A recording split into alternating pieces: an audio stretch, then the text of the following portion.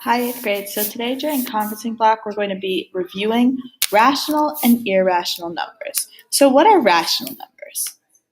Rational numbers are numbers that can be written as a fraction. So fill that into your first blank.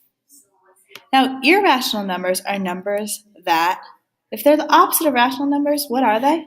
Are numbers that cannot be written as a fraction.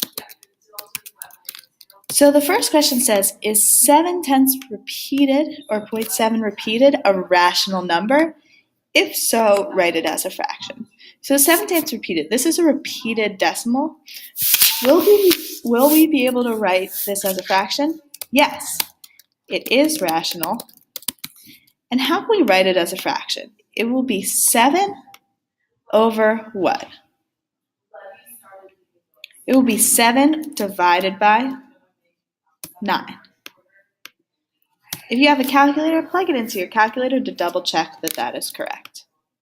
All right, for the next one, we have a question that says, circle all the following that are rational numbers. Number A is a repeated decimal. Are repeated decimals rational? Yes. So A is correct. I will highlight it so that you know it is correct. All right, what about this number? What does those ... mean? It means that it goes on forever and doesn't repeat. So is that a rational number? No. Looking at C, we have the square root of 17. Is 17 a perfect square? No. So is there any way to write this number as a fraction? There is not. So it is irrational. So it should not be highlighted.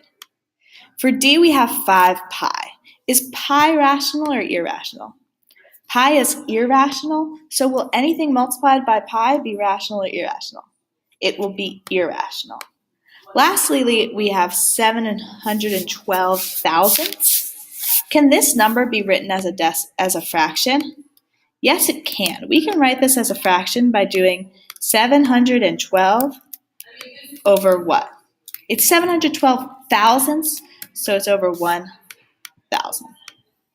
So this one is rational. All right, now looking at the next set of questions. This says, prove that the following numbers are rational by converting them to fractions. So if it says prove that the following numbers are rational, are all of these numbers going to be rational? Yes, they will be. So we just need to convert this number to a fraction. All right, so how can you write 2/10 repeated as a fraction?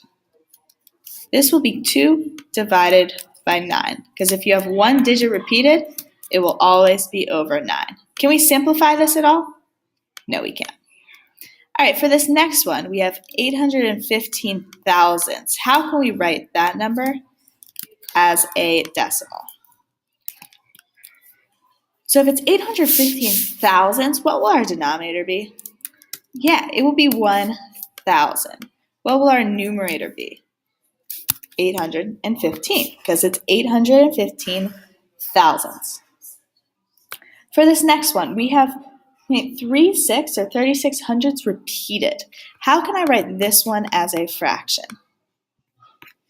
So if we have two digits that are repeating, what is our denominator going to be? We need 2 digits in our denominator, so it will be 99. What will our numerator be?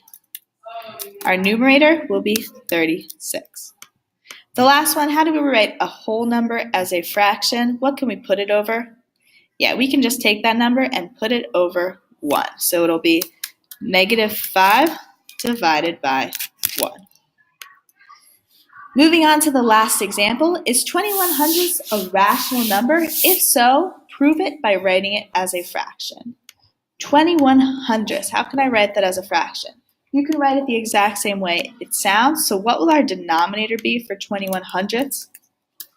Our denominator will be 100. What will our numerator be? 21. Lastly, is a square root of 121 a rational number? Is 121 a perfect square? Yeah, it is. So what's the square root of 121? The square root of 121 is 11. So yes, it is rational. And how can we write square root of 121 as a fraction. It will be 11, so to write it as a fraction, what do we need to put 11 over? We can put it over 1.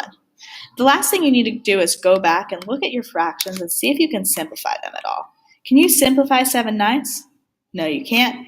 We already talked about 2/9 that you can't simplify. Can you simplify this number? Yeah, you can. You can divide both the top and the bottom by 5. How about 36 over 99? You can simplify that one as well. Try it on your own. And lastly, we have 21 over 100. Can you simplify that one? No, you can't. All right, so go ahead and do the 2 independent practice problems at the bottom once you are done with these. Good luck.